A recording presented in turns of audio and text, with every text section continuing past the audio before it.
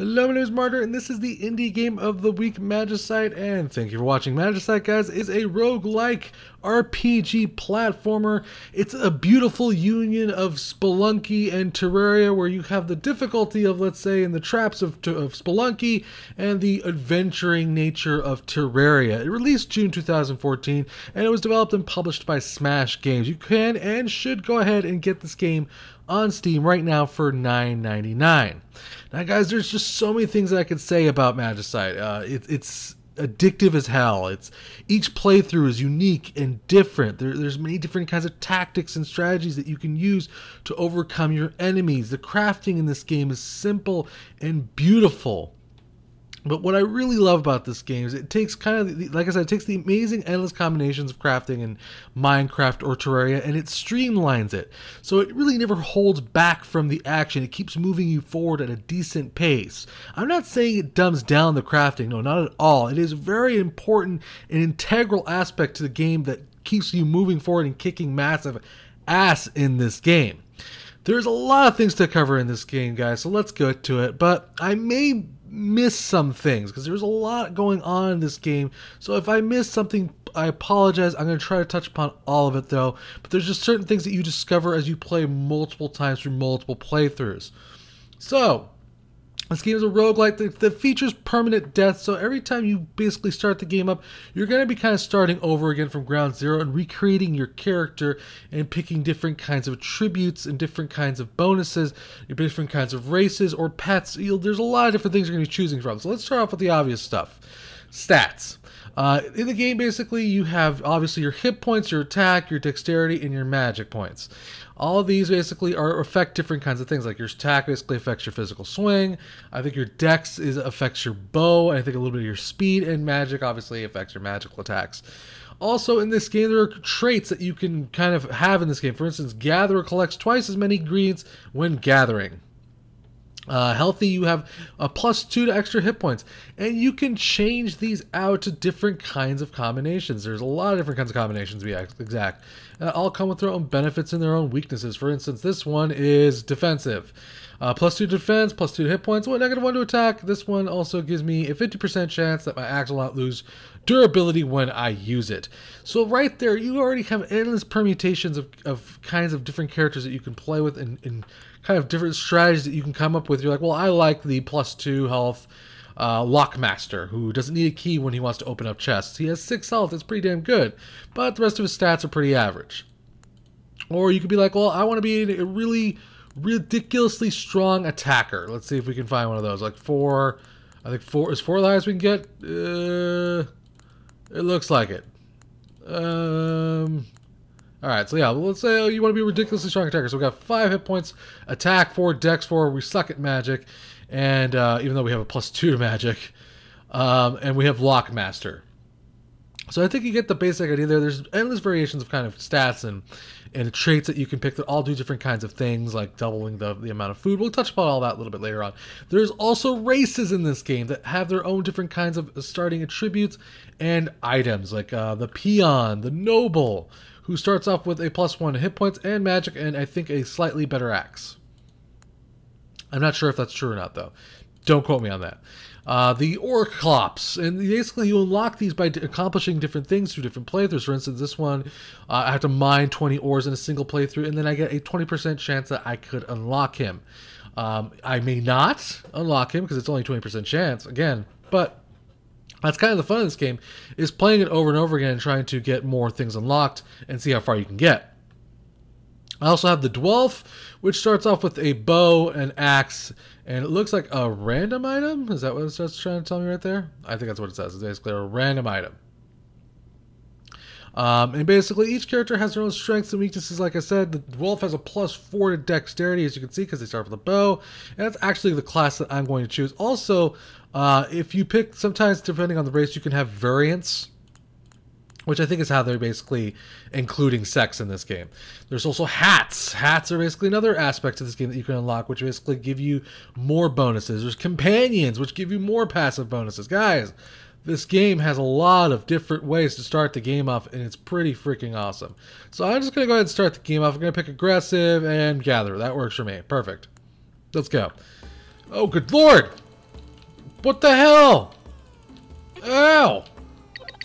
Well, that's a lovely way to start things off. Guys, the game is completely procedurally generated, which that basically means is that you could start off the game with like an enemy like right in your freaking face like I did. So the game basically is about getting to the end, guys. It is an end game in this game, guys. It's not easy to get to, and it's ridiculously far away from the beginning of the game. And there's several different kinds of bosses in your way, as well as monsters. But there's treasure and loot and things to be gathered and crafted. Right now, I'm just hacking the forest down, right here, just to get some wood going here. And we'll talk about more what you're looking at here once I gather some wood up here, and that gives me a chance a little bit more to talk about what certain items are. Alright, that should be good right there. So let's talk about what you're looking at right here. On the top right, we have several different kinds of stats up here with my health, my hunger, my mana, and my sprint. Kind of like you have like a sprint button basically. It kind of regenerates. All the way over here on the left, we have my level with my experience bar, how much gold I have, what items I have, and this is my inventory, which displays to me my traits and passive abilities, as well as my stats, my equipment, and the things I have in my inventory. So like I said, guys, this game does have, of course, a crafting system in this game. And it's ridiculously simple, guys. All you do to basically craft items, you basically can right click items, and then you shift left click items together, and they form new items. And that is basically how you form the endless permutations of items that you will find in this game. So let's go and like make all those. Okay, so we got 9 of those now. Let's go ahead and make a, let's see, this one makes a sword hilt. Okay, let's take a stick, plus 1 wood, we get a sword hilt, plus sword blade, we get a wooden sword. Alright. We already stopped with a, well, it looks like we made a cool, high quality wooden sword. I've never seen it like that. I wonder why it's purple. We already stopped with a wooden bow, so let's go ahead and make a freaking pickaxe so we can mine things. And we will see, I will show you basically how all that is done here in a second. Okay, so basically you take wooden blade plus pick handle and you get a pickaxe, guys. There's different kinds of crafting here, and there's a lot of different kinds of items to craft here, guys. But there is one important thing that you should know about this game, is that you are trying to move forward through all the enemies, through all the monsters, through all the traps. The reason for, oh dear God, there's a boss. We're screwed. We're screwed. Okay, come on, fall down. Fall down. Okay, good, he fell. Okay, thank God. We're trying to move forward. I'm not going to fight that guy because we're kind of behind on time. The reason I'm not moving ahead because I'm behind on time is that there is a time limit to each board, basically. If you take too long per board, if I were to, like, let's say, gather all the trees, all the pigs, and kill everything in this place, eventually these overlords would come and basically slaughter me in about a shot. They do literally the most ridiculous amount of damage that you'll ever see. So you kind of need to be constantly moving forward at all times. There is save points, like I think towns are save points. And we'll touch upon towns when we actually get to that point. I just want to get to a save. Oh, you know what? I do want to gather that. Hello. I think that, oh, didn't gather it. Dang it. There is, of course, like any other crafting game, different kinds of materials. Copper, stone. I hate that freaking pig. There is random treasure chest also. And it looks like we got an archer's ring. Good God. If I get my hands on some freaking... I do already have some. Alright, so I'm going to go ahead and make some stone arrows here, guys. And that's a simple combination of a refined stone, basically it's 2 pieces of stone, with some sticks. And now we have 10 arrows, which basically means I could do probably a buttload of damage right now with my bow. Oh God. Oh God. Oh no. Oh no, we died. Oh God. Balls sakes. That's it, guys. That character, dead. Right there. It's that simple to die, guys. Believe it or not. The game is ridiculously difficult. The enemies can be very tough and very hard to manage. Especially during the beginning parts of the game. You can get overwhelmed very quickly. So every time you die, you're going to get a readout of how you did, basically. How many items you killed, how many people you killed, how many items you crafted. All that good kind of stuff. And then you'll get your score. Now, depending on what you accomplished in the game, you will have access to these 4 treasure chests. Sometimes 2, sometimes 1, sometimes all 4. It just depends on what you accomplish in the game. And these will give you access to the different races, the different kinds of hats, the different kinds of companions, and basically where you get your chance to get items from. But we died, so we're not going to get a chance to open any of those. So we're going to try this again. I'm going to pick, let's go with the Noble this time. And I think that gave you a pretty good idea of what the crafting was like in this in the beginning part of the game. I'm going to go ahead and go with this one. This seems like a good surviving path. I'm going to go ahead and pick a hat also. I didn't pick a hat last time. I'm going to go with the Berserker's Scarf. 100% chance to unlock after defeating 10 monsters in a single biome. The Scarf, when worn, gives me a chance to get an extra attack stat when I level up. And I'm going to wear that apparently around my face like I was Vincent Valentine. Alright. So we died pretty quickly there, so hopefully we won't do that again. Oh, good lord. Oh, good God in heaven. If you're probably thinking, God, Martyr, you suck at this game, you'd be correct. You're absolutely correct. I do suck at this game. That's because I just started it recently. Well, not recently. I've been playing it for about an hour now. It's just that the game's very difficult. The enemies can be very overwhelming very quickly. I'm trying to gather some wood here so I can start crafting some items. Particularly, I need my freaking swords and such. Let's see if I can do that really quickly here. There we go. Alright, we combine those, and then we combine one of these. Alright, yeah, that's it. There we go, and then we combine, there we go. I'll just go with that one. I just want to show you what the towns look like. I'm going to skip a lot of these items here, guys.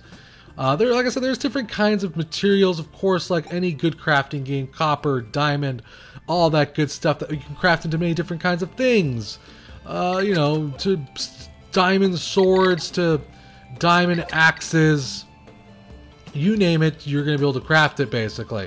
There's also different kinds of items just kind of hidden about throughout the game that you may not even see. Like, there's been like these little floating, glowing wasp-looking thing. Oh, good lord, that was stupid of me. That was so stupid of me. Well, that's okay, though, because I do have some herbs, and I can combine herbs to make a potion. Ah. And we'll take that potion. It'll give me 2 hit points back, and I'll be in a decent position again. I don't know if... Let's see if I can find one. Look right there. Oh, God, not a boar. I hate boars. Oh, God, these hit so hard. Oh, God. Die, boar. Die. Thank you. Those little guys right there are little elemental wasps. Or bugs, or fireflies, whatever you want to call them. And you have to gather to make a net to get those. I'm not going to tell you how to make a net, even though I know how to make one. Because I think that half the fun of this game is watching me die, apparently. Is learning how to craft things on your own, guys. Is learning how to make all the items on your own. And it's kind of the discovery. Oh, I'm dead. I'm dead. Ball sacks. Alright, I'll try that again. I got access to one of the chests. And I got a 50 point to my score. That's nice. We'll play again. I'm doing balls terrible here. It's hilarious. Basically, the entire crafting system is kind of the fun part of the game, guys. It's learning how to craft and what items to use and when. It's really dope, guys, the way the crafting system works in this game. And I love its complexity and its simplicity at the same time. I know that's an oxymoron and that doesn't make any sense, but believe it or not, it makes perfect sense when you play the game. Good lord, pig. What is your problem, man? Okay, we got up there. Ugh. And the game, of course, does control very smoothly. It is a platformer, so you're going to want smooth controls. As you can see, there's traps and different kinds of just shit going on everywhere, basically. I'm trying to just brush my way through this so I can actually show you a frickin' town here. And then we'll start maybe playing a little bit more of the actual game itself and try and show you how at least I go about surviving so far. Why do you hate me? Why? Oh, God. Oh, God. Okay, we're trapped. We're trapped. We're trapped. We're trapped. We're trapped. We're trapped. Oh, my God. We're trapped. Oh, my God. Oh, we got them both. All right. That worked out. Kiss my butt. Back off. All right, we got a potion. I'll probably just use that really quickly. So that way I can just get to the gosh dang town. Hopefully we have access to the town. I'm pretty sure we'll get access to the town. Of course, because it is all randomly procedurally generated. Oh, God. Things will change. So here we go. We got to the Roar of Tree Swamp. And of course, the different doors all take you to different areas that can have different aspects in them. And basically, when you arrive at town, you can basically do a lot of different things and craft different items, because there really isn't any base building in this game. Let's say, unlike Terraria or Minecraft, you don't have a base. Your objective is to constantly move forward to the end of the game and beat the final boss. So you're not going to be stopping and building a hut. So you're not going to be stopping and building a little wooden shack made out of mud or dirt or whatever.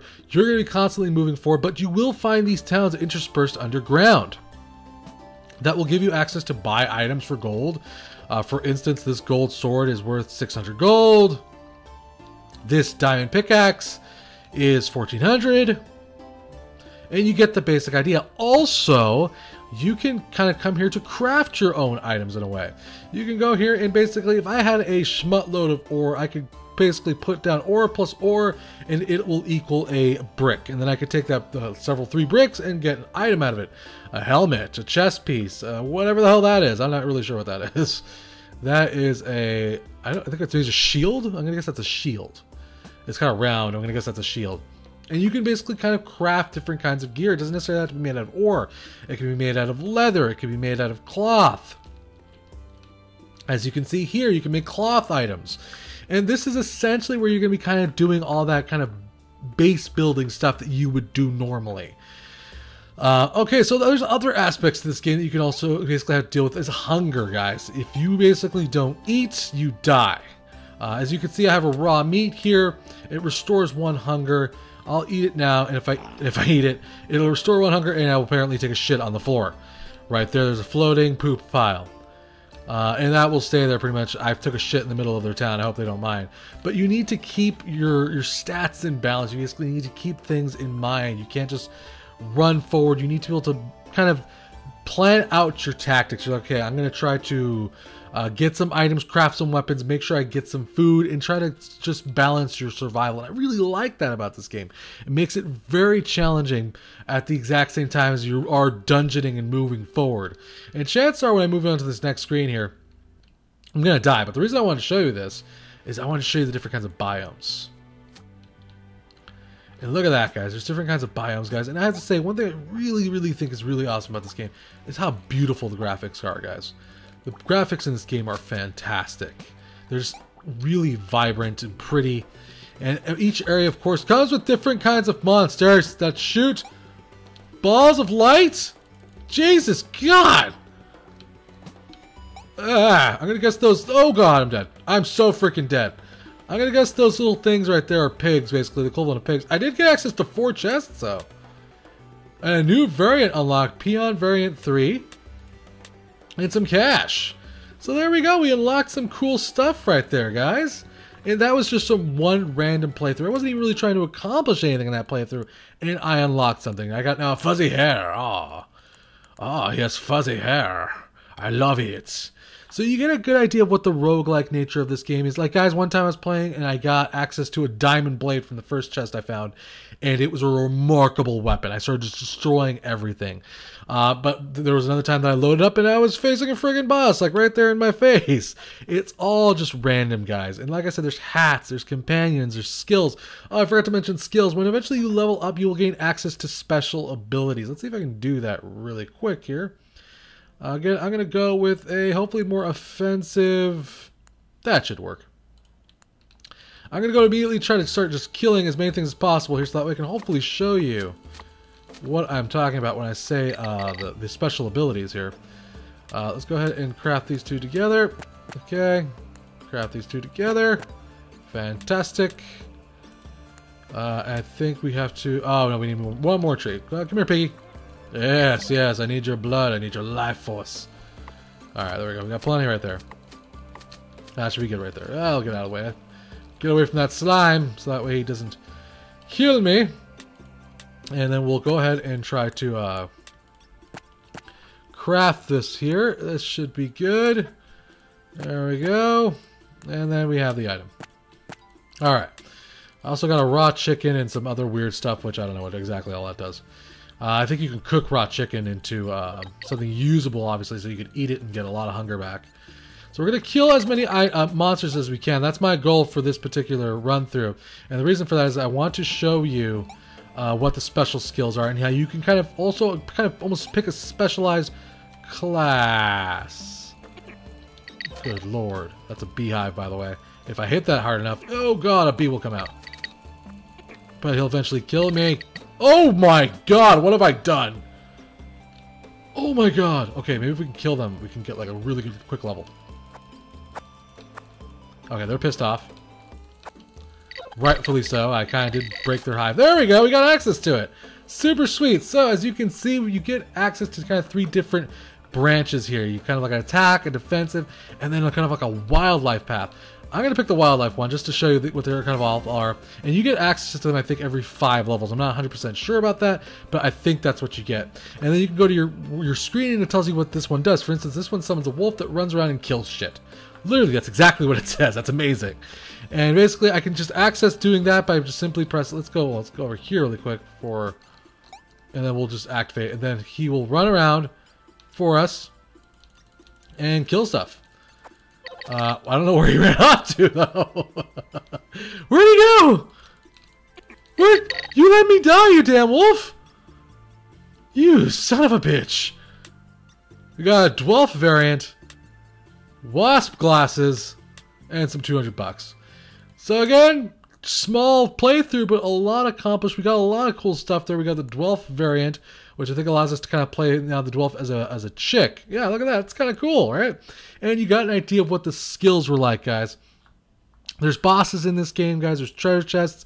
There's also a lot of good stuff coming to this game in the future, like controller support, Steamy goodness, like Steam achievements and Steam trading cards, more biomes, more items, and more monsters.